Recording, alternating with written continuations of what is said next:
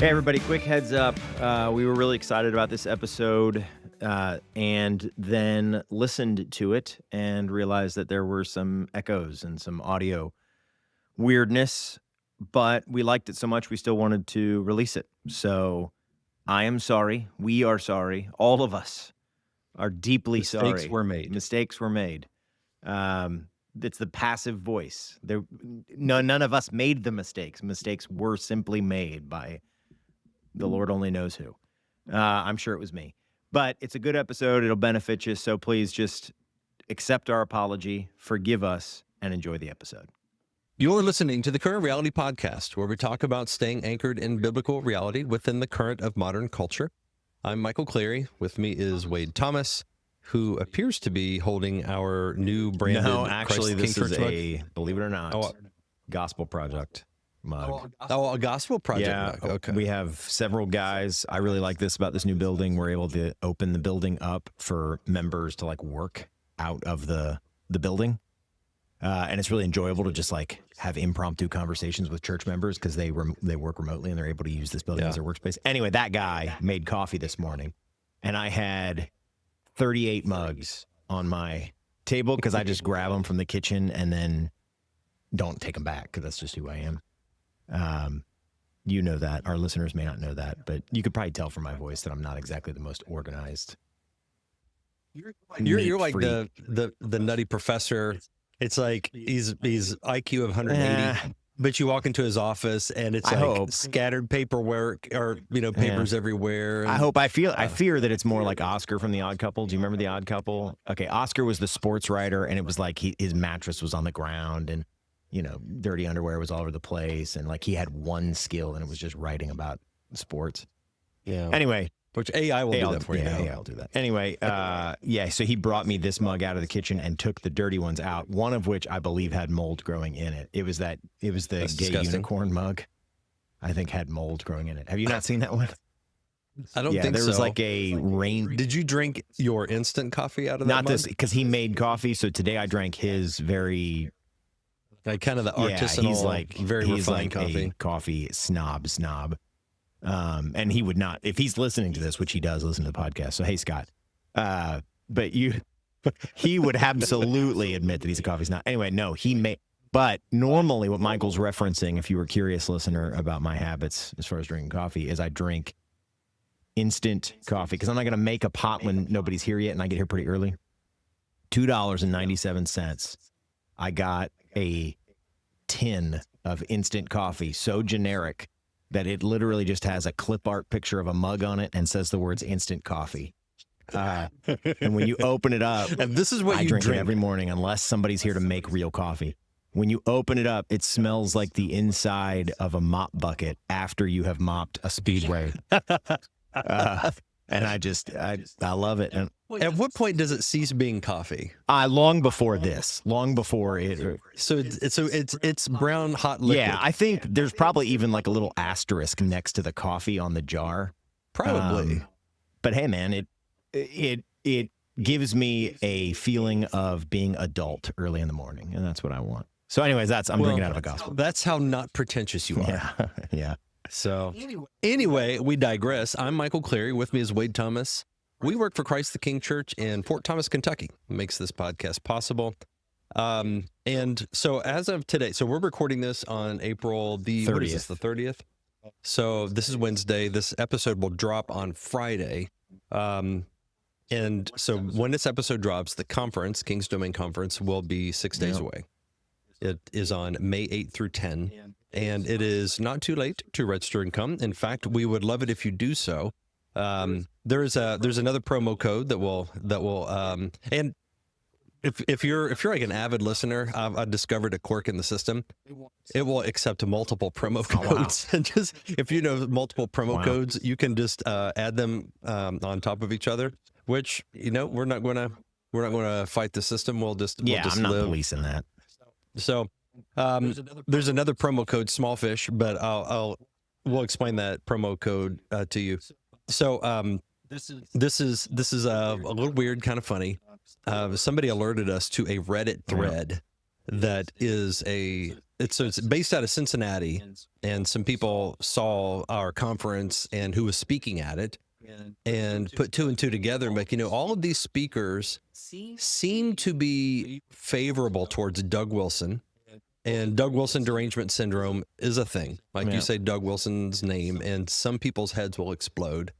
These people's heads exploded. And because all of us are either friends with or friendly towards Doug Wilson, they see this as like, oh, this must be the conference where it's pro-slavery, totally racist, very much sexist, bigot, homophobic, and whatnot. And we hadn't even bought our Confederate flag yet. Like that's not even on display yet. There's not a Confederate flag to be found on site, but we're not getting one at all.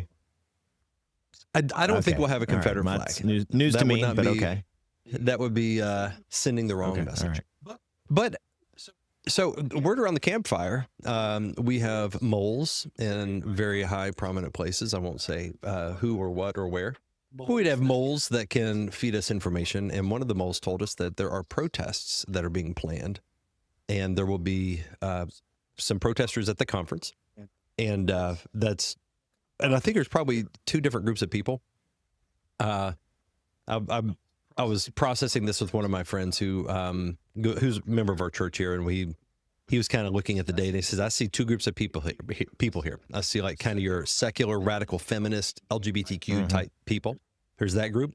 And then the other group is the church Karens. And those are the ones that it's like they hate each other, but they found a common enemy. And so it's like there could be protesters from two different kinds of highly anxious groups of people that'll be here. Which is funny because if you're going to protest the kinds of things that we say or that the conference will advocate for, you would basically protest all of Christian life and thought until about 5 minutes ago. Like this is just like basic historic Christian ethics and philosophy. Yes, you're protesting men and women taking responsibility for their lives. Men and women getting married, loving one another, having a healthy, godly household, raising up children to be responsible, owning the education of those children. Yeah, like being just like being normal human adults that have always been, the kind of the bedrock of our society. That is what you're protesting. Yeah.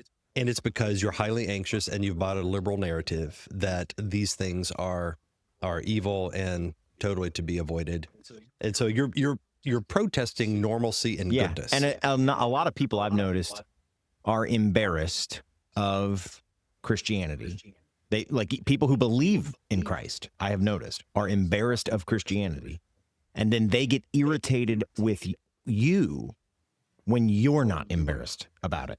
Yeah. It's like the fact that there's nothing in the Bible that embarrasses me, the fact that I do not lose one moment of sleep that God ordered all of the Amalekites to be slaughtered, or that God calls two men. Well, that was a giant clan, but that's a different episode, different topic. So just quick aside, he doesn't mention that. He just says slaughter them. And so it could be, but apparently he just wanted them slaughtered for their sinfulness, even if they did have some sort of, DNA quirk. And he does the same thing with Sodom and Gomorrah. God slaughters people who are wicked in the Old Testament, and he does not seem embarrassed about it. He put it in his book for all of us to read. And so the fact that, things like that, or we're not embarrassed about God's, calling it wicked and an abomination for men to lie with men, like things like the fact that we are not embarrassed of things in the Bible irritates people who are embarrassed of those things. Now, I guarantee you this, if we were a mosque and we were like a radical sect that were calling for jihad and Sharia law to be instituted in Fort Thomas, we would not hear a peep from anyone. But since we are Christians who believe the Bible and want to see the Bible be upheld and honored, taught, lived out, that's scary. So anyway, I mentioned a promo code SMALLFISH. So let me explain this promo code. You can it's set up in our system, $10 off of the admission price, $10 off of promo code SMALLFISH. One word, no spaces. Because on this Reddit thread, there was like, some of them, they were like, well, do you know about Joe Rigney? do you know about this other guy? Have you heard of Jeff Durbin? And they were like all up in arms. And then somebody said, yeah, even Michael Foster's going to be there.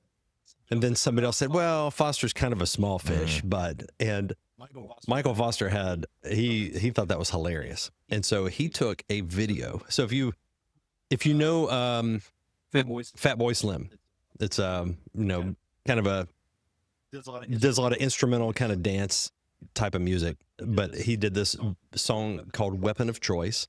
And the music video for this song features Christopher Walken, Walken, the more cowbell Christopher Walken. He dances the entire time, and he's not bad. But it's kind of an instrumental song. There's not like really a lot. There's not like singing or whatever. So it's just him dancing through like a hotel. It's just him by himself dancing, doing pretty well. But it begins with just kind of him sitting there, kind of looking pensive before he starts dancing. And so Foster takes this and makes a video out of it to where it's like during this pensive part at the beginning where Walken is just looking pensive. There's little clips of things that people said on that Reddit thread, like he's a small fish, these guys are horrible, these guys are losers, whatever. And then whenever Walken starts dancing, there's a little caption that comes up there. It's like, we're not gonna you're not going to steal our joy. Yeah. It's like, we're going to be happy, we're going to dance, we're going to have fun, enjoy life, and you can hate us all you want. That's not going to defeat us. And I'm like, that's perfect. So Foster texted me, said, hey, make a promo code small fish to give people a $10 discount. And I'm like, so it's done. So promo code small fish, $10. I didn't realize that he was the small fish. I assumed they said that about you. So now what we should do is have another promo code smaller fish with a bigger discount. Yeah, this Reddit thread is pretty. I had not read all of it before. I don't really know. I don't have an adjective for it. Unhinged? It's certainly not hinged. No, it is not hinged. It is the opposite of hinged. That's fair. There are very few things that I would have the ire lit in me to then log into Reddit and write a lengthy comment on. Mm-hmm. So that, I guess the sensation that I have is looking at, just reading it is like, do you guys have jobs? Like, I was thinking the same thing. I'm like, okay, these are people that don't have families. They don't have children to put to bed. They don't have, homework to attend to. They don't have responsibilities, but they do have time to go on Reddit and complain about the Christian conference in town that they're very, very, they're very concerned about. Well, hey, you shouldn't protest, but whatever. I can't control you, and it'll be a great conference. To put a pin on that, futureproofchristianity.com. The tickets are $120. You can get it for $110 if you use promo code smallfish, and if you want to put in promo code PSP, Plain Speech Podcast. I made that one for my other podcast. That'll get you another $10 off. So either way, I'm going to come out, and this is not a huge conference. This isn't G3 where there's thousands and thousands of people. The speaker to attendee ratio is pretty small.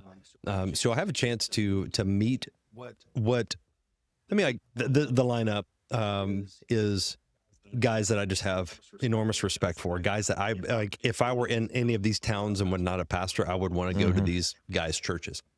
But it's Jeff Durbin, Joe Rigney, Michael Foster, C.R. Wiley, Tom Askell, David Schrock, and Michael Clary. Those are.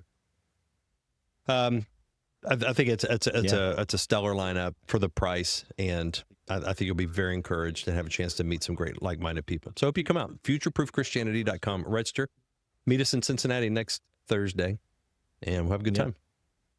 So today we are going to talk about what we learned in our marriages. Why don't you get us started on that way? So this is the second of a trilogy of episodes where we're talking through what we have learned from different aspects of our Christian lives. The last episode was what we've learned in our ministries, and we just talked through pastoral ministry and lessons that we've gleaned from a decent number of years. Obviously, much more so for you on all counts of these than me, but both of us have a handful of years or more in each of these aspects: ministry, marriage, and parenting. And so we just wanted to.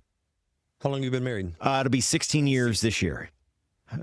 16 Yeah. years. You?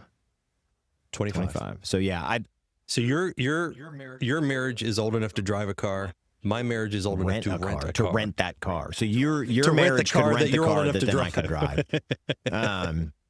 Yeah, that's wild. So as we think through each of these, we wanted to have a little bit more some conversational episodes and episodes where you got to kind of see where we're coming from, as men. Okay, so here's what we'll do for this marriage episode. I've got a handful of lessons that I've learned, and I just figured we could riff on them and talk about them a little bit. But I think each of us is going to have things to say that will probably overlap with the other. First one for me is this is one that really the last 5 years or so has solidified itself in my heart. You build trust and loyalty from your wife by genuinely demonstrating commitment to her true good. And now that I've said that, I'll give you a quick, and then as you answer or as you talk through this one, whenever you jump in for this thought that I have here, I'd like you to do the same thing I'm about to do, which is just give a little bit about your marriage. But for the first, we got married in 2009, the end of 2009, and I was in Bible college and working a full-time job and a part-time job. So I had 2 jobs and school while she worked a full-time job. And we both knew we wanted her to come home as soon as we had kids. St. Vincent de Paul, yeah. So she was a sort of communications person for it's a nationwide Roman Catholic organization, but here there's a chapter that does food pantry and clothing stores and things like that. Neither of us has ever been Roman Catholic, but it was just a job.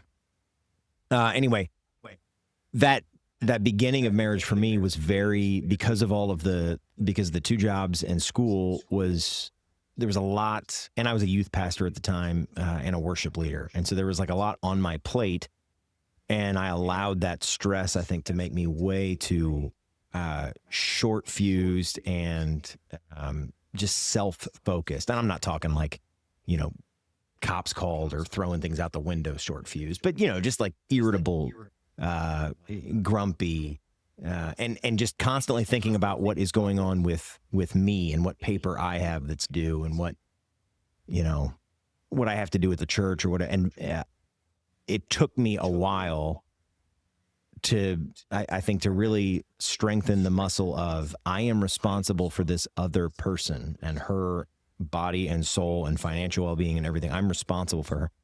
And I need to prioritize in my mind, with the number of minutes I have in the day that I'm thinking about things, I need to dedicate a significant amount of time to thinking about and working for what is for her good. And what I found over time, so we got pregnant unexpectedly within a year of being married, and I had not gotten the job yet. I needed a full-time job that would pay for her to come home. And this story may be helpful, so I'll tell it, but I'll try to be brief. The Bible college that I was at did not give you a degree such that you had a public school license. You graduated with the ability to teach in private schools. And so I was going to make $20,000 a year or something. And I had a few months to graduate when we found out we were pregnant. I'm like, I'm going to graduate. I'm going to have to work 3 jobs or something. And this is not going to work. So I considered trying to get a master's degree, which would take 2 years, and then getting a job that would pay enough for her to come home. And I remember talking to her about it on the phone, and she said she would do, whatever she wanted me to do. She remembers this conversation like it was yesterday, and she's told me about it. I'll do whatever you want. And I just had this sense of I can't do that to her. She needs to be able to come home from the job right away. And so I just resolved in my heart, if I've got to go dig ditches full time so that she can come home and be with this baby when the baby's born, then that's what we'll do. And I'm on the phone, I just said, all right, I'm pretty sure I said something okay, well, we'll figure it out. And so then by God's grace, a public school, I got a connection. A public school gave me a job on the condition that I was seeking a master's degree. I got that job. It paid $31,000 a year, and I delivered pizzas 2 nights a week to put us over the hump. And we had the baby, and she went back in after her PTO that she used for maternity, and she put in her 2 weeks, and it was the happiest day of her life. And that season of like learning to do what is best for her, I'm really glad God gave that to us early. And what I have gathered over the years is that as you do that, your wife will trust you more and more, and then you're able to make mistakes. So one time my car broke down, or no, it got stolen while I was delivering pizzas, I think. And so my car got stolen twice while delivering pizzas. I have not heard these stories. 1994 Honda Accord was at one point the most stolen car in America. And it's just a reliable car. It was a good car. And it was easy to steal. I had it stolen out of my driveway once, and then I had it stolen while I was delivering pizzas. I delivered pizzas to this, ironically, a security company, and went inside and asked these people where, hey, do you know where Susan works? And they pointed me, and I watched the videotape later of them doing this. They're like, yeah, she's down there, down that hallway. And I went down the hallway where they pointed, and then you see them go right out and get in my car that I had left running and drive it off. Like, whoa. Anyway, car got stolen, and so I needed to, they wrecked it, and I needed to buy a new car, and I found one on Craigslist at the time, I think it was, or eBay or something. And my wife had a bad feeling about the guy in the car, and I think just like how fast I was moving. And I just said, hey, I just want to do this. Like, I think this is right. You just got to trust me. And so we bought it, and it had a blown head gasket, and I ended up having to go back, tail between my legs, and like barter with the guy to get him to take it back. But she never once said, I told you so. And there was not a bit of resentment. And I think, that comes with a couple of years by God's grace of like, we had been married for, 5 years at that point, 7 years, something like that. You enough times you demonstrate, I really am trying to do what's best for you and for the thing. It would have been counterproductive to rub your nose in a situation when she knew and you both knew that that was not a good deal, and that she had doubts, but you're okay, go with me on this. And then it's like, she knows there's nothing to benefit. She would not benefit. In fact, it would be a net, it would be a demerit on the marriage to kind of, I told you so, to like, fool. Because kind of to demean you in that way. And of course, Sarah would never do that. Anyway. Yeah, no, I'm not. Yeah. But if there's not trust in a marriage, you do develop a bite. Yeah. A kind of a you keep score more often. And I think at the beginning, all of that trust is basically just on sheer faith and a commitment to the vows that you took. But as a husband, if over 3, 4, 5, 6, 10, 12 years, you consistently show with your actions and your priorities, hey, I'm genuinely after my goal, the thing that gets me out of bed and keeps me moving, is what is best for the household, what is best for you, what's best for Johnny, what's best for Susie, what's best for Jenny, what's best for the people of this household is what motivates me, along with other motivations. But I'm saying, like, that is... If your wife could wake up in the middle of the night at 3 a.m. and just know in her bones, oh, he's doing whatever's best for us. Like, that's, if she has that level of confidence, then trust just becomes really easy. And your allowance for mistakes then is much broader. When we were looking for a house, our first house in 2015 or 16, I remember she was getting pretty down, and we were renting a house. The house we rented had bed bugs. We just had our third kid, which we love having children. I don't say that as though that's a bad thing, but I'm just saying, like, you just deliver a baby. I was again working 2 jobs, trying to be a church planter. We were just very tired, and we had looked at 1 billion houses, and she was like, I don't want to do this anymore. And I knew she didn't. So we looked at one that I thought she was okay enough with. Like she liked it. And I just bought it. You bought the house. I put in an offer and just bought it. And then I just came home and I just hey, listen, the one on such and such. Where you Yeah, live- yeah, is it's it the where one I we live in live now. I was like, and if I remember right, and I think I do, there was just like a relief. I mean, I think there was a sense of like, oh my goodness, what do we do? But I think the bigger thing I sensed from her is just like, thank you. Yeah. So I think that there is a bit of a misconception about what women want, and gross generalization. I know this isn't true in every situation, but I think it's generally true that women don't desire to be the decision maker, despite what the messaging might be, the more feminist kind of messaging. It's not as though there's a lot of women that say, "Hey, I want to be in charge of this thing. I want to be the one calling the shots." More often, it is women want to know that their needs and desires are taken into account, and that somebody's looking out for them, and they're not being disregarded or dismissed. And a woman who's been considered, she's like her thoughts and needs, desires have been taken into account, and then somebody else knowing, okay, the overall need profile of our marriage, our family, our household, what I want, what you want, taking all those things into account, I won't make a call. I think most women would be content with that, and that's and I don't think it's not an ideological thing. I just think it's a weight. It is a burden to be the one that is responsible. And I think when a woman is able to rest in a man who is like, I care about you, I care about our family, I care about our children, and I want to do everything I can. I want to expend myself for the sake of my family. That woman that gives her peace of mind to where, one, she doesn't have to bear the burden of the decision-making responsibilities in the house. And two, she knows that the one who does, even though he's not perfect, he doesn't know everything, but he's doing his best. And the best he's got is his best for the sake of his family, the people that he loves. That is a happier woman. And so I've got two observations about what you said.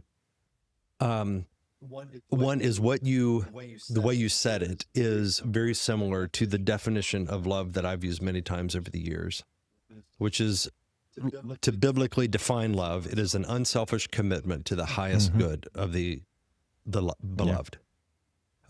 So it's not a feeling. I mean, there are feelings there, but the feelings are fickle. They'll come and go. But the thing that makes it love is like, I am, for your sake, unselfishly committed to what is your highest good. And your highest good might not be your immediate desire. And that's what you're saying. And so basically, like, you love a woman the way God would have you, as best you can as a fallen man, but sanctified. That loving her properly cultivates that trust and loyalty. And the other thing that I would say is, like, it's better for both of you. And so this was, I was listening to a podcast. So we're sitting in our King's Domain studio that we used to record this and other podcasts. And I was moving some furniture around and trying to figure out the best layout. And I was listening to a podcast.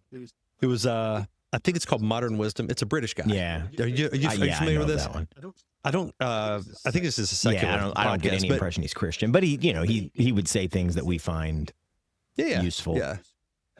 So he was interviewing Brad Wilcox, and I think Brad might be a Christian, but he had written a book, Just Get Married, or something like that, pro-marriage book. So I was listening to an interview with him, and so Wilcox was talking about just studies, and he said, conservative men and women are happier than liberal men and women on average. And he said there's and it's because if you're conservative, that generally means a cluster of priorities: family, marriage, children, that sort of thing. And the commitment to those things draws things out of you that might not otherwise have been drawn out.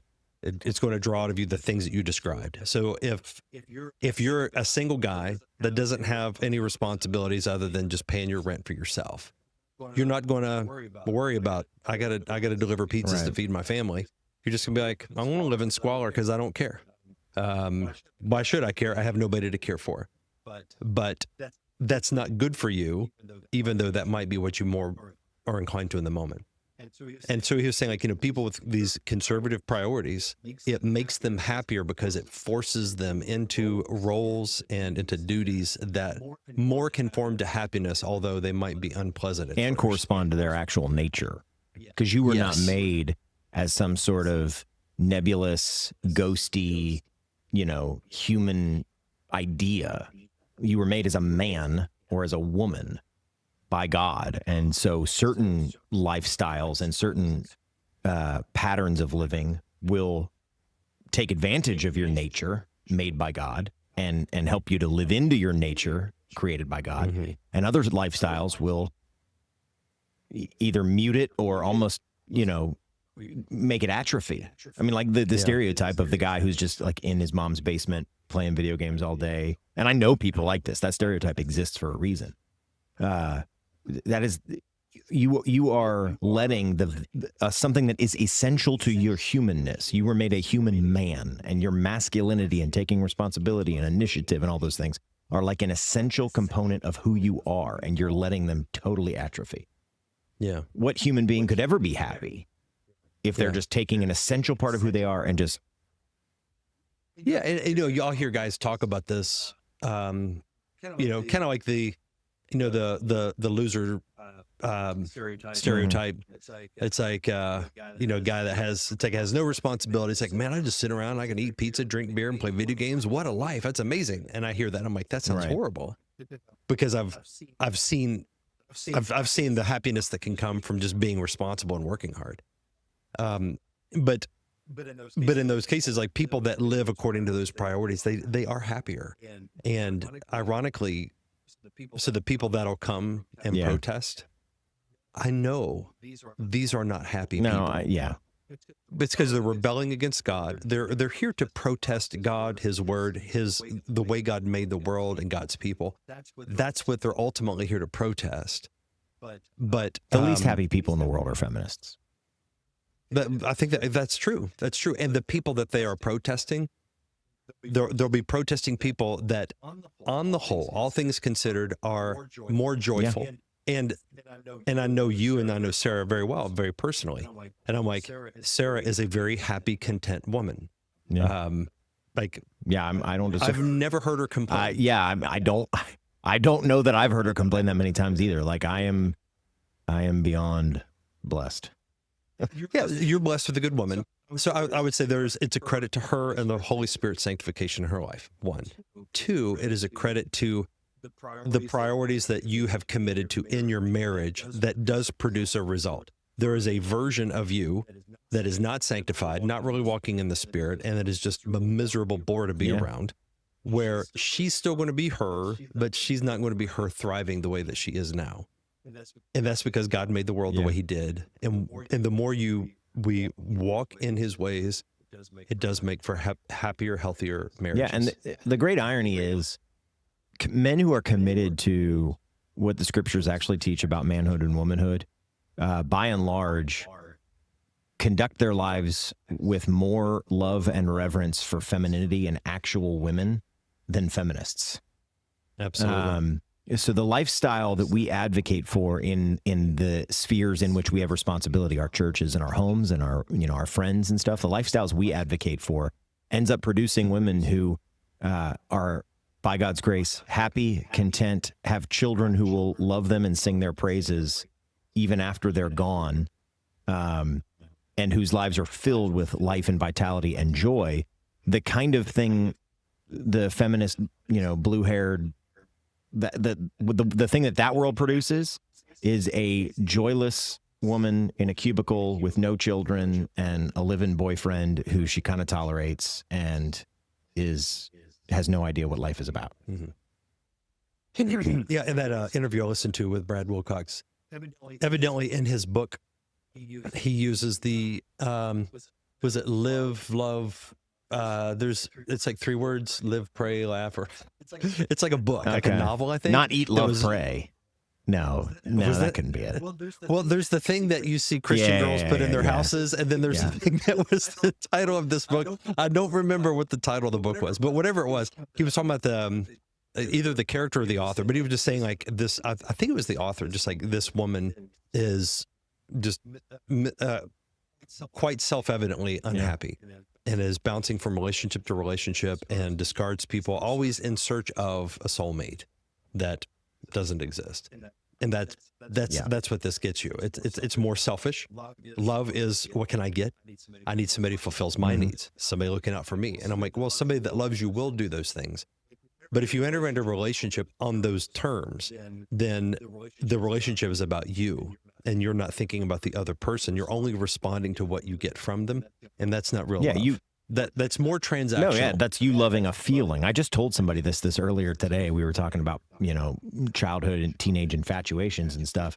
And I was like, that's when a person in that sort of a relationship says that they love somebody, it's sort of like a drug addict saying he loves his crack dealer or his heroin dealer. Like, no, you love heroin. You love crack. You love the thing that you inject into your body to get a certain response. You love what that stimuli produces. You don't love the person. And that's why, marriage over time, when you hear Christian men and women say that they love their spouses more than they did, 10 years ago or 15 years ago when they first got married, or, in her case, 25 years ago, that's not just like a trite slogan. That is 1000% true. You have been through more with this person, and you have seen each other through things, and you have produced human beings, and you've raised them and disciplined them, and you've gone through hardships, and therefore your commitment and devotion to each other and your experience of each other is so much richer and thicker than it was when you were 21 and the juices were flowing, and it's just it's like a grown tree or a grown animal or a grown person as opposed to the infant version. Yeah. And you're not going to get that if you keep jumping from relationship to relationship. I do want to point out one thing here, and then I want to let you explain your marriage before I go any deeper. But just one other wrinkle I want to put onto this: you build trust and loyalty by genuinely demonstrating your commitment to her true good. And it's this: true good does not equal what she wants. And this is a mistake a lot of men make in our feminist, like women are always right, girl boss kind of era, where, Michael and I have talked about this trope so much, but it's worth mentioning again in case you're a new listener. You go into a church and you hear the Father's Day sermon, and it's "get your act together, boys." You go into a church and you hear the Mother's Day sermon, and it's "we don't even deserve you guys." Like, that ethos that we've been in for like the last 100 years or so has sort of made the average decent man nervous about disagreeing with his wife, or nervous about making a decision she won't like. And if you allow that nervousness or that trepidation to dictate your actions, you're not actually loving her, because love is doing what is best for the other person, not what they want. Now, a lot of times what they want might be it's not as though, well, if you want A, B must be what's actually best for you.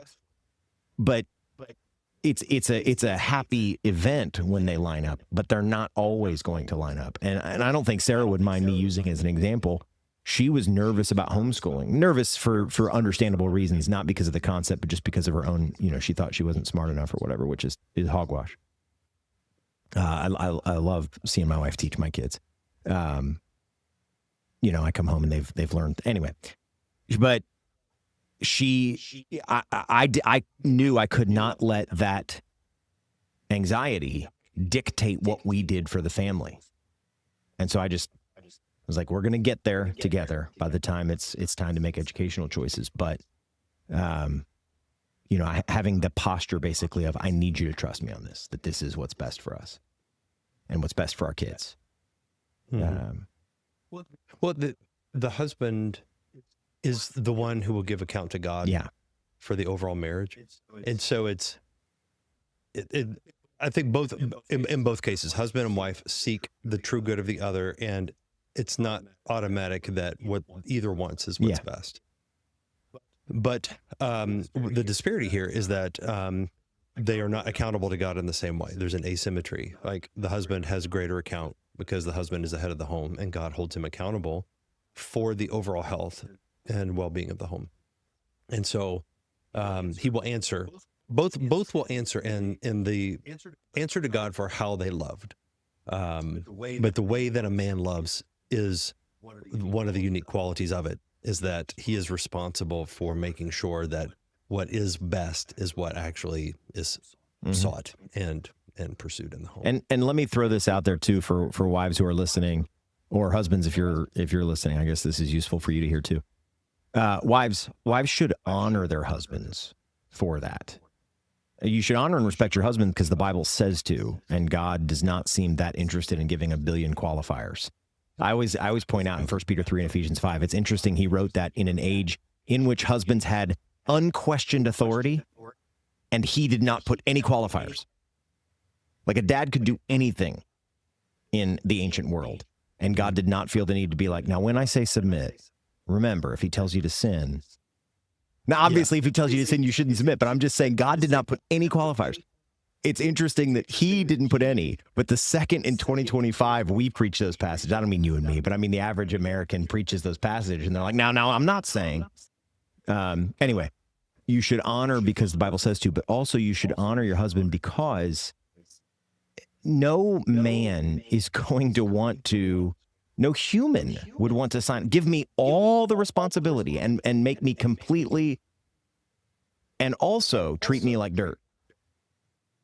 Like there's a reason why we treat presidents and governors and captains of ships and, sergeants in police departments and generals. We treat them with reverence because what comes with that office is a great deal of responsibility. And so the responsibility and the honor go hand in hand. Man, this guy is responsible for all of us or for all of this institution or for whatever. Your husband is responsible for all the souls in your household in some sense, for the well-being of the souls and bodies in your household. So honor him. And just like a little thing, my wife does this and I've never asked her to do it.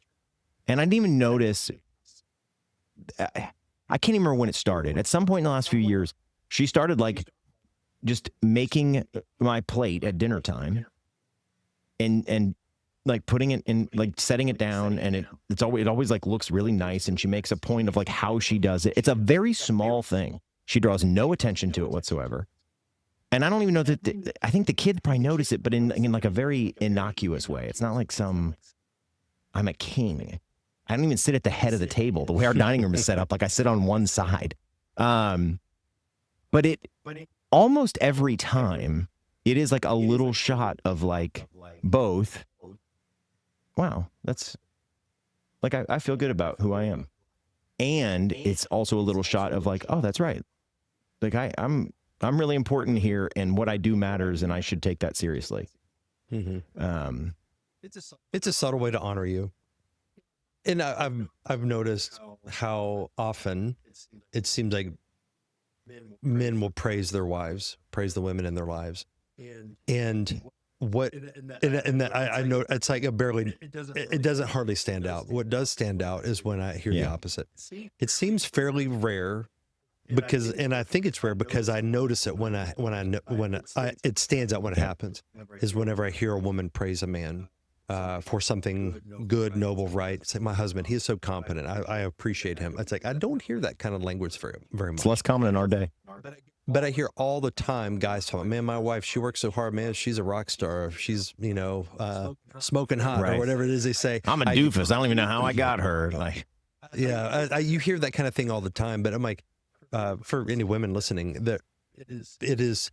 I tell you this, you praise your husband like a very meaningful, intentional word of praise. Just tell me, I appreciate you so much. I just want to let you know, like, what you do really matters, and I'm so thankful for you. That will feed his soul. He'll soar on that. Oh yeah, yeah, absolutely. I mean, it is. I mean, Doug Wilson helpfully uses the language of it's like the fuel we run on. And women run on the fuel of love, which is why God commands husbands. One of the reasons why we shouldn't be surprised God commands husbands to love their wives. Men run on the fuel of respect. That fuel goes a long way, especially because most men in our day and place don't receive it. Our culture Yeah. denigrates men. It denigrates manhood. It treats them like garbage. The dad in every movie and sitcom is either the tyrant to be overcome or the doofus to get around. If a man has the woman he works for and loves and tries his best for, say, I saw you playing with Timmy the other day. You're the best dad on the street. I just got to tell you. Yeah, and he'll die for you right there. he will.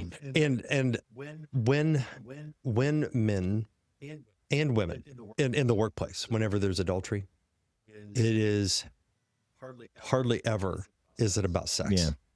It ends up at sex, but it ends up with, she shows me respect. Very often he's in a superior type of position. He's a boss. Her job is to respect him and to serve him in ways that make him feel strong. And that if he's not getting it elsewhere, that will be a temptation. That's not an excuse for anything he does, and he needs to mortify any temptation. But that is a temptation. And we all know that the other way, because how many times do we see in a movie or a sitcom or a drama, whatever, the woman who does not get love from her husband committing adultery? She gets attention from a guy at work. And all of us kind of allow for that. We go, well, man, she shouldn't, I mean, I'm not saying we like you and I, but I just mean like the American cultural apparatus. We would all sort of say like, well, she shouldn't have committed adultery, but I mean, man, her husband should have. We're fine doing it that way. We're fine in that direction. Making kind of micro excuses. But we make zero excuses for men. And the reality is sin. Anyone who commits adultery will be held accountable by God for it. At the same time, adultery is going to be more likely in a marriage where one or both partners is starving for the fuel they run on. Yeah. Men run on respect and women run on love. And women in marriages who are starving for affection and love are likelier to commit adultery. And men who are starving for respect and honor and admiration are likelier to commit adultery. Yeah. You want to keep moving through these since we've got... we can. Okay, all right. Be joyful, playful, and fun. That's the second thing I've learned. I can fall into a trap, and I mean to this day, this is not like a sin like I'm on the other side of completely. Maybe not sin, but this is at the most morally neutral way that I could phrase it. It's a weakness, but often it is a sin. I can still be irritable and joyless, especially at the end of the day. Pull in and it's like, oh man, I got some diapers to change or some spankings to administer or whatever, and trash needs taken out, and that is not loving to anybody in that household. So the reality is that I think as a husband and as a father, as the leader of the home, one of the things that I'm supposed to lead in is joy, having this place feel like, what kind of father is God? How does he talk at the son's baptism? This is my son with whom I am well pleased. What kind of Eden did he make? It was beautiful. It was great. It was, glorious. God is a joyful, in the words of G.K. Chesterton, he's filled with mirth. He is that kind of God. And I am supposed to be that kind of father when I come into the home. That doesn't mean every single day I'm going to, walk in like I just won the lottery. But I do think it means that if you're like me, listener, and I think most guys who work hard probably are, you're going to have to fake it a little bit or crucify just you're kind of like, oh, I just got done with one thing and now I already know, little Susie in there is going to have been throwing a temper tantrum, and plus the dog's got to be walked, and you've got to just go in with a smile anyway. Mm-hmm. And what's funny is the more that you do that which is good and joyful and right and cheerful, the more you do it, then the more your feelings will follow. But if you just sit around passively and wait for your feelings to change like the weather, they ain't never going to change. Yeah, that's exactly right. Our behaviors catechize our hearts and train our hearts, and our feelings will catch up with our behavior. And if you try it, and this goes counter to what is a lot of conventional wisdom in our circles, which is like, oh, you have to deal with the heart, and then because it's inside out, otherwise you're being a hypocrite. It's not hypocrisy to act godly when you don't feel godly. No, it is godly to act in ways that conform to God's law, even if your heart isn't there yet. But it is not hypocrisy to act that way, and it is foolish to think like, well, I'm not going to act godly until I feel like it. I mean, that's the Pharisees were not hypocrites because they were attempting to obey their heavenly Father despite their weakness.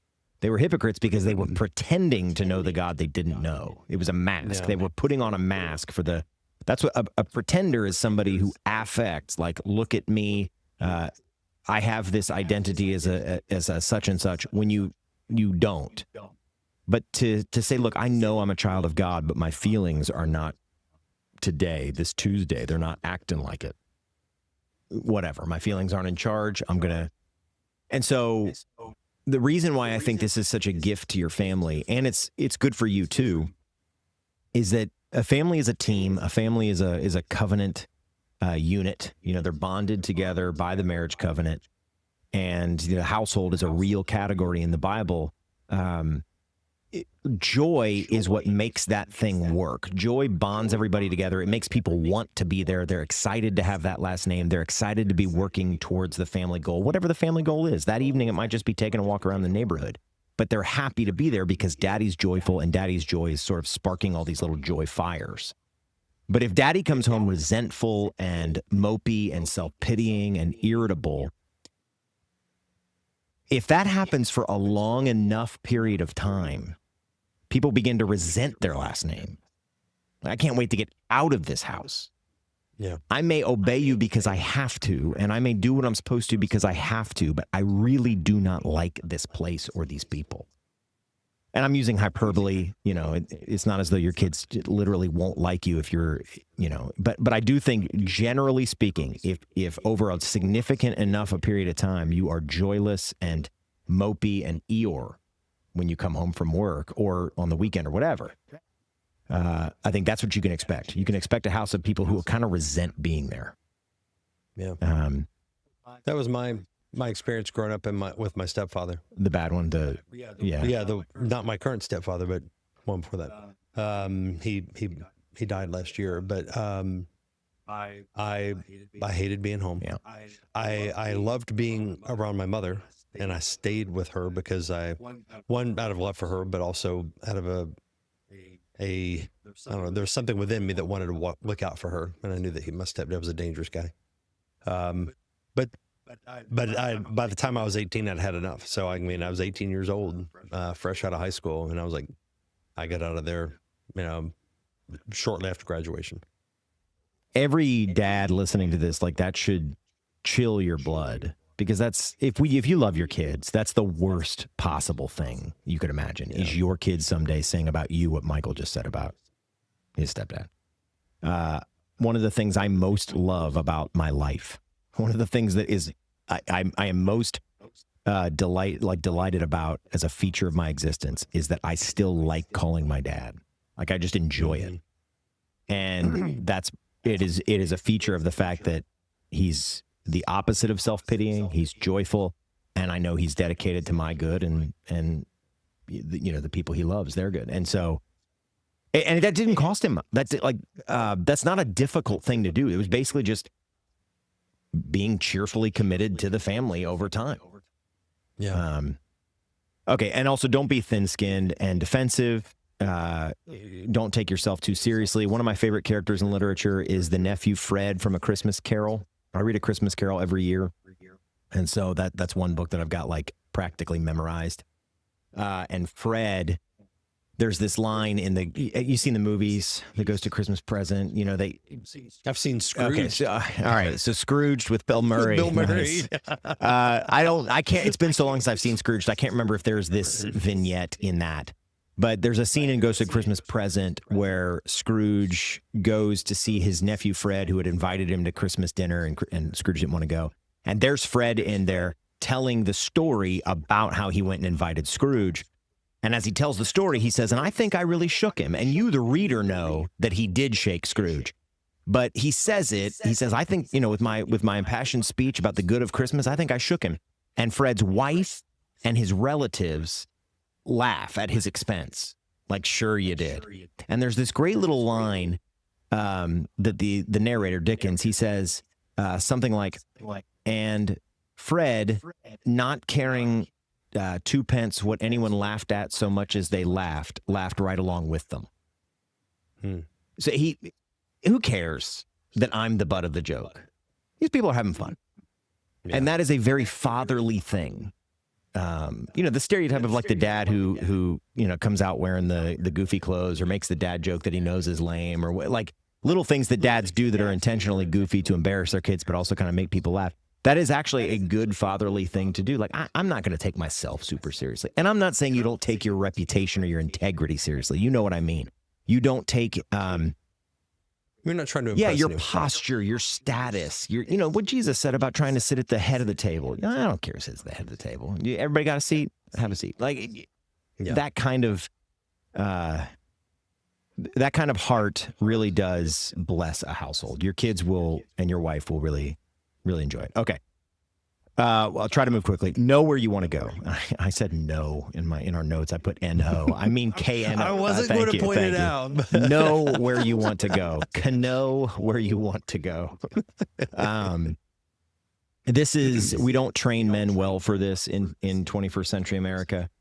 And I don't mean you have to have like we're going to live at this address and I'm going to have this exact job title at this exact company. But in general, I want us to have a bunch of children, and I want us to raise them up this particular way, and I want to be a part of this kind of church.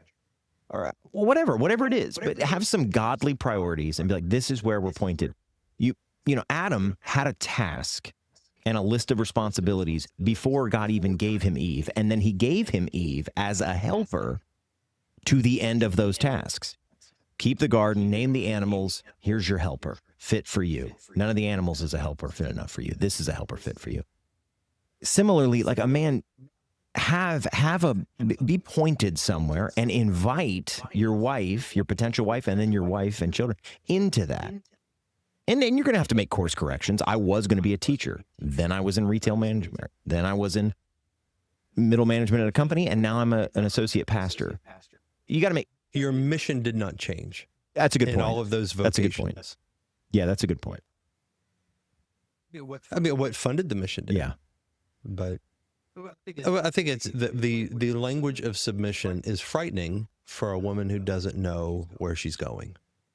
If a wife knows, okay, submitting does not mean he's going to dictate, down to the letter, our family menu, and he's going to tell me what toothpaste to buy, and he's going to, it's like, it's not a micromanaging thing. It's like, honey, here's what I'm about. So ideally, a man has this settled, and this is the criteria within which he chooses a wife.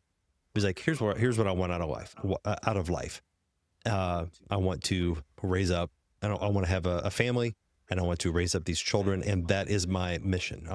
And of course, I'll have a job. We'll have, there'll be ancillary things, but the big mission is settled. And a woman can decide, do I want to submit to that mission or not? There are some women who be like, I don't want that. And even now, my two oldest sons have had, kind of high school fling, dating relationships. And they both know what they want. I mean, those boys know. And that's the thing. My boys know what they want. And they are now, even now. So the younger of the two is 16. He won't listen to this, so I can tell it. He acts like a 24-year-old. Yeah, I mean, and if you saw him, I mean, he's a brute of a kid. He's a big guy. In a muscular, rip you in half like a twig, kind like of a D1 college football player. So, but he was dating this one girl, and so I wasn't a fan. But I told him, like, son, I want you to make the right choice. I'm not going to tell you the choice to make. I'll tell you that I don't think you need to be dating because you're not in a position to get married, but I'm not going to forbid it. You make a choice. And we dated her, and I'm like, okay, you made the choice. And by God's grace, I think it worked out well because it helped him it helped him learn a little bit about how to talk to a woman, how to date. And one of the things that just became clear is they weren't on the same page. She didn't know what she wanted, and he knows what he wants. He wants a wife who wants to raise up a family and children, that wants to do all the things that he values. And so he knows, and she knows after they were there for a little bit, we're not headed in the same direction. So she chose, I will not. I mean, in the dating sense, but I'm not going to, I don't want to go. We're not heading the same way. Since he knows where he wants to go, it's going to be a lot easier. And the criteria is pretty dialed in for he and his big brother. Both of them have dialed in criteria. And I'm like, that is a great asset. And it is a testimony to the fact that they have been around the kinds of families. They've seen it all over our church. I want, this is the life. Yeah. I want to be like Wade Thomas. I want to be like Alex Costa. I want to be like these other families of men that I know in my church that have families and wives that are healthy, happy, thriving. They've been around it enough to know that's what they want. And so that's prior to marriage. A lot of guys may be listening to this and that hasn't even been settled. And so you don't quite have a mission locked in. It might seem hokey or whatever, but I think it's not a bad idea to have a family mission statement. And if you don't have one, to create one could be a good exercise. And a husband, you need to take the lead on this. But your book's got this in it. Yeah, I did it after reading that part of your book. Okay. So it's like, for me, my family mission statement is very similar to our church mission statement. It is so our church is, we exist to help people know, love, and obey Jesus is Lord over all of life. Know, love, and obey is head, heart, hands, the whole person. And so for our family, it's like our family, for all of us, the Clary family, to know, love, and obey Jesus is Lord over all of life. And I'm praying that for 4 generations. So with that, it is that says like Laura and me, that we're both chasing this. Now, what job I have, I could get, church could throw me out, or I could, whatever. I was like, there's no guarantees. But I know that is my true north as far as what is our family chasing. And because of that, my wife knows we're both chasing the same thing. We want these 4 children that the Lord has given to us, and the grandchildren, Lord willing, that we'll have, and so forth. It's all pointed in that direction. Yeah. And so she submits to that. And so she very rarely is there a situation where I'm like, I want to pull rank, because she knows the mission she's submitting to. And so things can fall in place a little bit more naturally. Some of that is her personality. She is an agreeable woman, very easy to get along with. And so that is an advantage in my instance. There may in other families, you may have a husband who may not quite know what he wants, and you might have a more headstrong woman, and they'll have to work that out.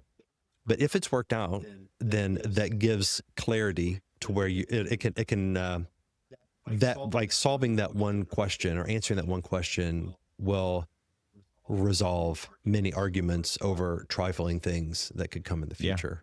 Yeah. No, that's exactly right. And so I totally recommend that exercise to you. And Michael's book is God's Good Design, but I can't even remember if you had just shown me that chapter in advance or something, but I feel like I read that even before the book got published. Regardless, I did it after reading that, and it's on my fridge, and I've got it in my office. What is yours? Do you remember? Yeah, to make a multi-generational dent for the kingdom of God by taking captive every thought and philosophy. Or I might have producing disciples who take captive every thought and philosophy. And so the idea there is we want multi-generations. Like, I want to see the Lord by his grace save each of my children and then save each of their children. And then Sarah reminded me, as I was thinking through a few years ago, just like, what the heck even am I? Going through one of those just self-loathing phases. She was like, you don't need to, compare yourself to or contrast yourself with, Mr. X or whatever. God made you this kind of man. And she had, I think, intellectual pursuits and just reading things and taking ideas very seriously. She was like, basically in her own way, she was like, lean into that. That's who you are. And so I wove that into the mission statement. Like, we take captive every thought and philosophy. We read books and harness the truths in them that are congruent with the God who actually made the world.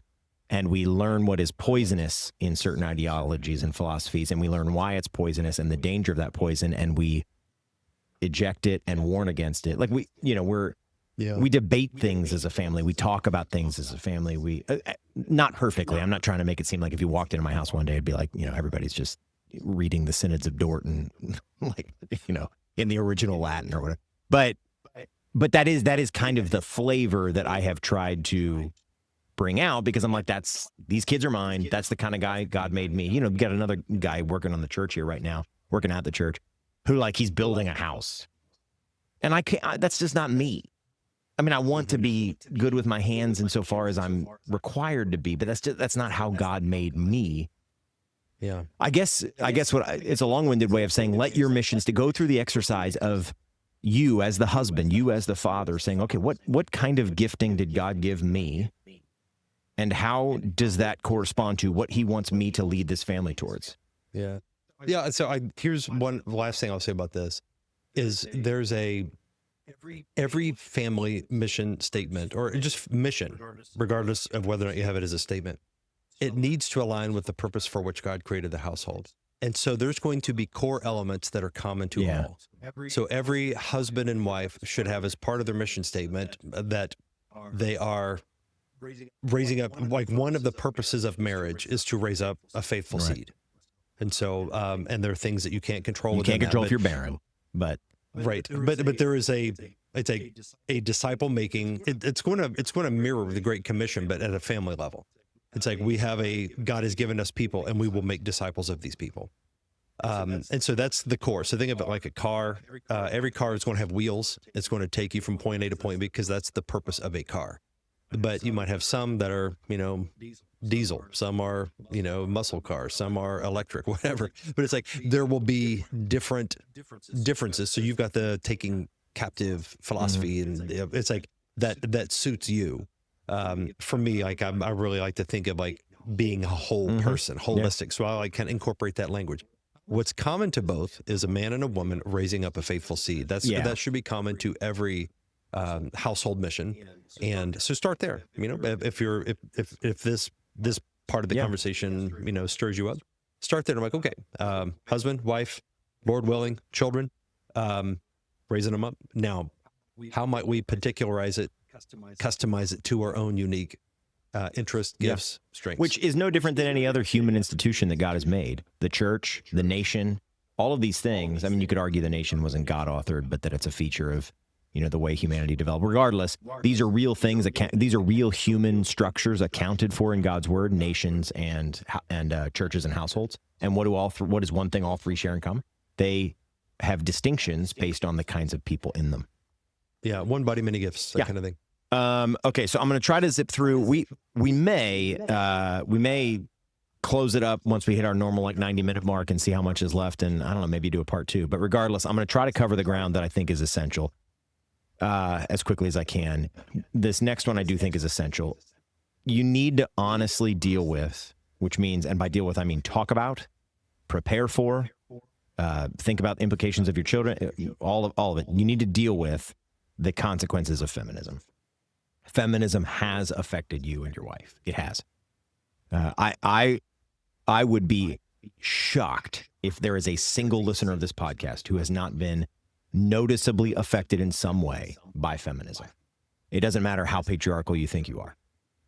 It is so pervasive in our day and place that even if you are just pick the most hyper-patriarchal guy, obnoxious hyper-patriarchal guy on the planet, he's still reacting to feminism.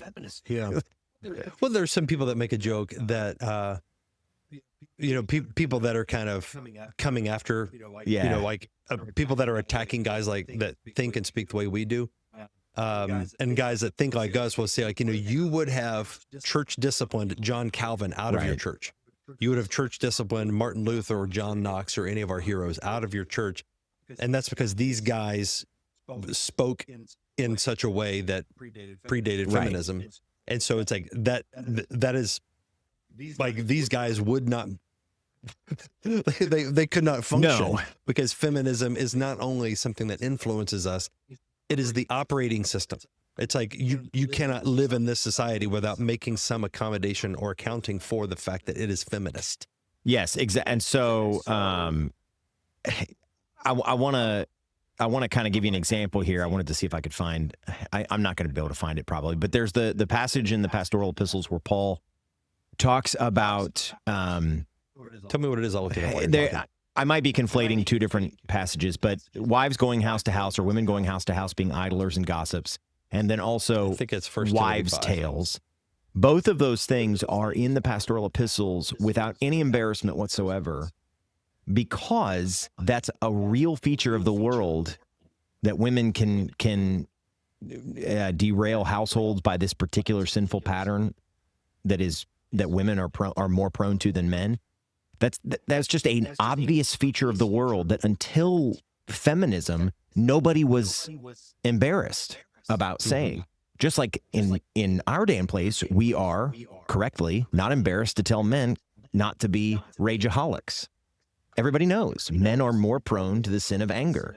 And the Bible is not embarrassed about telling men to not raise their hands in quarreling or in anger, but instead to raise them in worship, which is also in the pastoral epistles.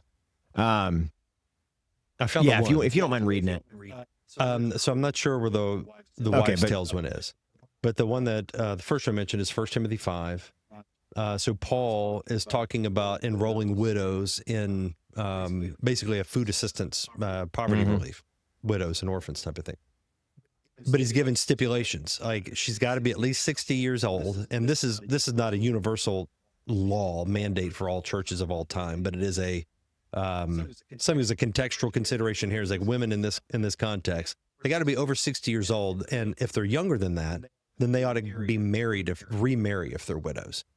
And then he gives a rationale. He says that if these younger widows don't remarry, then 1 Timothy 5:11, when their passions draw them away from Christ, they desire to marry and so incur condemnation for having abandoned their former faith. Besides that, they learn to be idlers, going about from house to house, and not only idlers, but gossips and busybodies, saying what they should not. We could all picture that. We can all totally picture a woman who does that. Yeah, like it's like, well, but you're not allowed to say it in polite society in 2025 because of feminism. Here is, interestingly enough, here's what I had in mind, and it's in the KJV, but not the ESV. So KJV, 1 Timothy 4:7, refuse profane and old wives' fables, exercise thyself unto godliness. And now it's a silly myths. Right. You gotta wonder, so we got to point this out. ESV says have nothing to do with irreverent, silly myths. Rather train yourselves for godliness. The King James Version says, do you have it there? Pull back up. But refuse profane and old wives' fables. And exercise thyself rather unto godliness. So I would imagine that the King James Version is being more literal. So I've got to pull this closer. Yeah, because the NASB even says, but stay away from worthless stories that are typical of old women. That's the NASB. So what the ESV is doing is it's kind of running a little interference for the Bible. And that's not hating on the ESV. We use the ESV, We use the ESV. I preach from it every Sunday. I think generally it's a good translation, but it does have some feminist leanings, and that annoys me. I'm annoyed right now, but I'm not going to rageaholic. Yeah. As you just warned, I'm not going to get angry about it, but it's like, this is annoying because there's a you are losing something.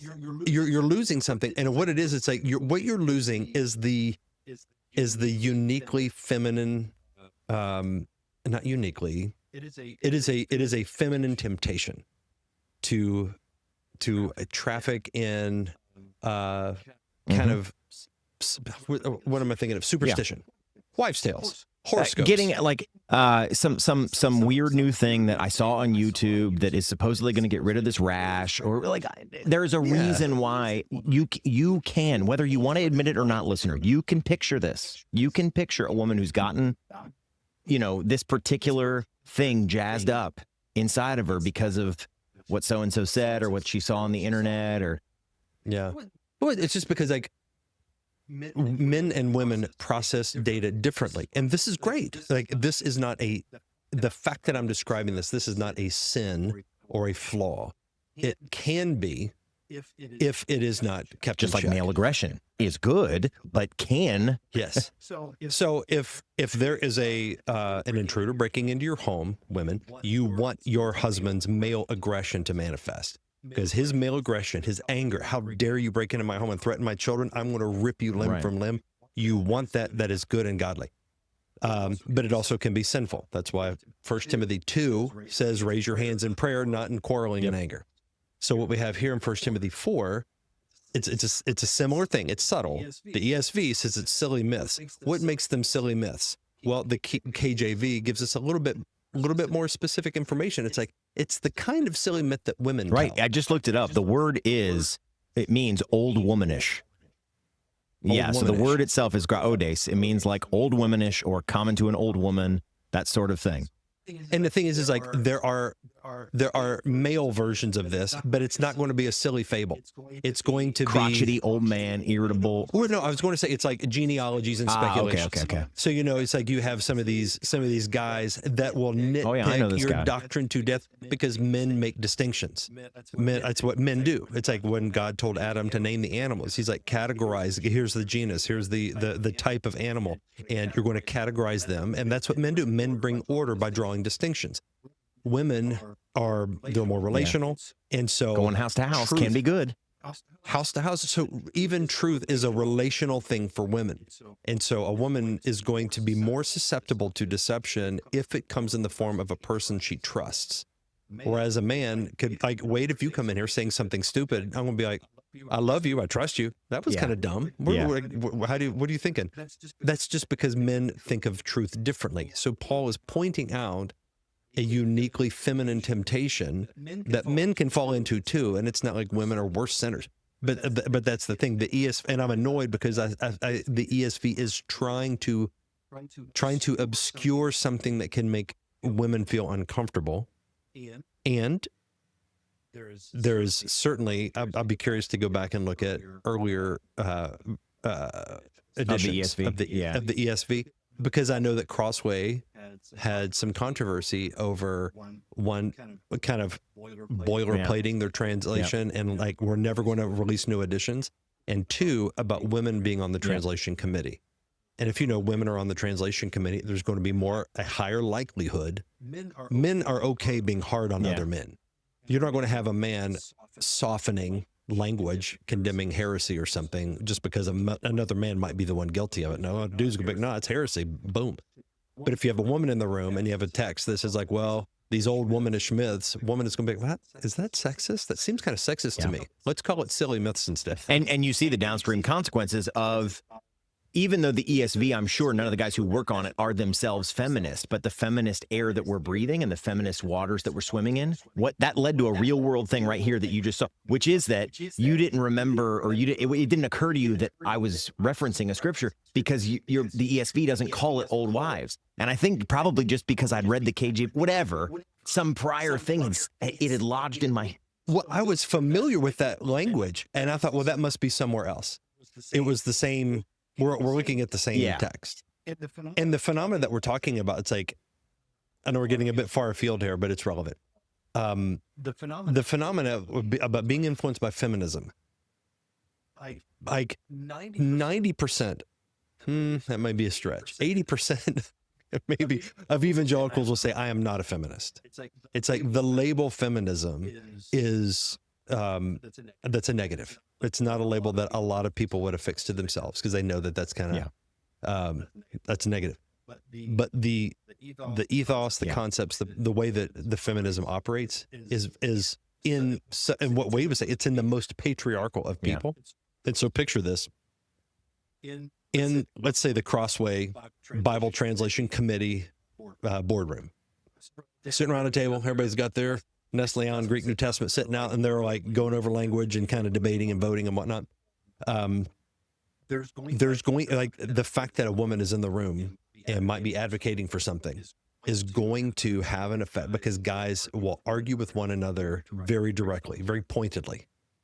And if there's a woman, he's going to have some deference, and that is a good instinct. Yeah. You want to have deference, but whenever you've gotten these lines blurred, now it's like I'm having to fight for truth in something that normally I would be fighting with a man about, but now there's a woman here to have to show deference to, that's going to kind of steer that conversation more in a direction that favors what she prefers. I want to treat her as the weaker vessel, which I'm supposed to do, but this is actually a setting in which we should be bumping up against each other and clashing a little bit. Good men don't know how to fight bad women. Yeah, that's right. That's a great way to put it. And I think one of the ways neither of us has, a feminist for a wife in any sense. Like my wife is 0.0% feminist, and your wife is 0.0% feminist. I know this from experience. I've known you for, more than a decade now. And yet, this stuff has gotten into all four of our minds in ways that you don't even think about. Yeah. Just in little things like your discomfort with thinking about particularly feminine sins and identifying particularly none of us have any problem saying, oh yeah, I know some particularly masculine sins. Aggression, men are probably, more prone to lust. Dude got some issues. There's some issues. Okay, now tell me some particularly feminine sins. Well, I don't think that question is fair. They care too much. They care too much. It's like Michael Scott's, when he gives his weaknesses at his job interview at corporate. I'm too. Would you rather be feared or loved? Both. I want people to fear how much they love me. Yeah. Oh, The Office is so insightful. What feminism is like an unwelcome guest that is always in your house. Yeah. Your Which is mental ironic, house. because that would probably be what a feminist would do. She probably wouldn't know when to leave. No, you're right. It's always in the background. And so, look, thinking through, for instance, most good women have never been challenged on their assumptions the way that most men have.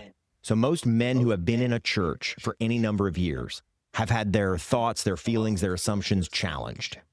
Men challenge each other, but also like Christianity, American evangelical Christianity is very comfortable rebuking and admonishing men. But many, many women have never had that experience. This is somewhat similar to where our society is very, very uncomfortable talking about the sins among blacks. Like we're very, very uncomfortable with it. We don't want to talk about sins in the black community. And if we do, we immediately want to qualify it. Well, if you've never been confronted on sins that you might be inclined towards, you're going to have more of those sinful patterns. And so a lot of guys, I got to tell you, there's not a single Christian man I've ever met who is not horrified and embarrassed about anything even close to looking at pornography. Like the average Christian man I know, if he looks at pornography, is embarrassed about it, wants to hang his head in shame for weeks. Now, take a sin that is more common among women, like gossip or slander, or what about trashy novels? Or emotional pornography, which is rampant. And women will read those things openly. The average woman has no issue reading what is essentially emotional pornography. But because it's not like I'm not watching people copulate on a screen, therefore it's not. I think it's that, but I think it's also just most women have not been challenged on their sins to the degree that men have, which is why a woman who leaves her husband for, whatever, usually will not get the same level of rebuke from society or her friends or families as a man does. Yeah, it will be more easily blamed on the man. It's like, well, he probably didn't love you. Your husband probably didn't give you the attention that you needed and that you deserve because you're worth it. Right. There are things that can be said because women want to nurture, which means women are going to have a tendency to affirm even when they should correct. Yeah. And correction is going to be uncomfortable. Men can that's more the native tongue of men. It's not unnatural, but to correct a woman is more challenging. And so what you're describing is just women. In my opinion, women are generally under discipled. Yes, in the American church. 100%. And the discipling they received is generally more like comforting and building up, which are good things, but rarely is it like the average woman has not been rebuked. The average Christian woman in a church has not been rebuked very often. And it's much more common to find men who have been rebuked. And some of that would be inherent to any age just by virtue of the fact that women are more sensitive, like they are weaker vessels. But that's not the reason 2025 has such a deficiency in women discipling. It's not because we're believing 1 Peter 3 too much. It's because of feminism. Yeah, and I would say another contributing factor is just that correcting error is not really a thing that modern Christians do. Unless it's the trendy errors of like social justice-y kind of things, it's not really something that we have a lot of stomach for. And so we're doubly vulnerable. One, we don't want to correct error anyway, but when we do, it always codes against men and favors women. And so you have there's a lot of errors in women that are just, they're not addressed. And when errors are not addressed, then errors can even be not even seen. And I think that is a big factor now, is like, it's not as though, well, we all see what's going on, nobody's got the guts to call it out. I think it's more likely we don't even see it anymore. It is more the presumed, it's kind of the frame. This is normal. The baseline reality is coded feminine in such ways that we don't even see. But men are seen as a deviation from that norm, and as such, men are defective women. And so we got to call men out. It's like, hey, you're not compassionate enough. You're being too harsh. You're being too whatever. But whenever I read old dead guys from 100+ years ago, they talk and sound very different in ways that I'm like, it can't be because they're mean. Right. That's like when I first started to read these guys. I first read John Calvin. I'm like, man, what a jerk. This guy, he'll call out somebody and say he foolishly declares in his error, and it's just like, it's so harsh. But now I'm like, as I've gotten used to reading these guys, and I'm like, there is a manful way to talk that is like, hey, there's a truth out there. That truth matters. We're going to defend it, and we're going to defend it strongly, and we're not going to worry that it's hurting each other's feelings, because that's more what we do now. Yeah, we're in a feminine age because of feminism. So all that to say, be aware of it. Know that you're going to have to deal with this. And so knowing that, and this will weave in some of the last things I want to say, which is you guys are a team. You guys are a team. So approach the assumptions that you guys have from feminism, approach them as like, this is what I want to call a play here so that the team wins the game. So that Thomas or Clary team wins the game. And in order to do that, we're going to have daughters. You yourself are a woman. Like, we've got to deal with the fact that gossip is going to be a temptation for virtually every woman in this household. And manipulation is going to be a temptation for virtually every woman inside. So we already know the boys are probably going to have some aggression problems and some anger problems. Mm-hmm. Now let's also be aware of let's work against what feminism has catechized us into believing, which is that anything a woman feels is holy and sacred. Yeah. Let's work against that false assumption. Why don't you do a solo episode, The Sins of Women? All right. You do that by yourself. I got it. And I will take a vacation. You can come back and do The Sins of Men. Oh, there, and I'll be the hero. Yeah. Okay. Wrapping it up here. Don't assume the worst motives. Don't assume the worst motives about your wife. This is something men can do in their. Do you want to like? You mentioned doing another. Yeah. Episode You know what? If you feel like you got to rush through these last few, because you have 4 more here that are worth. You do. You're right. We'll wrap it up this time, and I've got 4 last things that I want to say on the next one, and we'll have like an abbreviated, or maybe we'll have an episode. We will have a part 2. We can talk forever. We just have to look at the clock and back. It's been too long. Okay, so let me wrap it up by saying this before we go into part 2 in 2 weeks. Your wife is a gift to you. And I mean that not in the, flattering, falling, there's a thing that feminism has trained men to do, to be like, look, ladies, I'm talking good about women here. I'm not playing that game. I'm saying, like, genuinely, the Bible describes marriage as his putting together in one flesh two God-authored human beings. And that in itself, the fact that he could do such a thing, he could take these two eternal beings and put them together, and now they're one unit in some almost magical way, is mind-blowing. Like, I came out of the womb and I was just this one person, and I had parents, but I was my own thing. And then I'm not my own thing anymore. I'm joined forever, or for the rest of this earthly life, with this person in a way that will have echoes into eternity. God produced souls through us. Anyway, she's a gift to you. And wife, your husband is a gift to you for your protection and to lead you and to bring out things within you that would not have come out if you did not have him. There are things in every woman that would not come out, would not bloom if she did not have the husband she had. And similarly, men, there's things that are produced through you because you had a bride. Knowing that, the main thing I would want, if you're younger than me, even if you're older than me, this may be helpful, but especially if you're younger than 40 and you've been married less than I have, treat each other that way.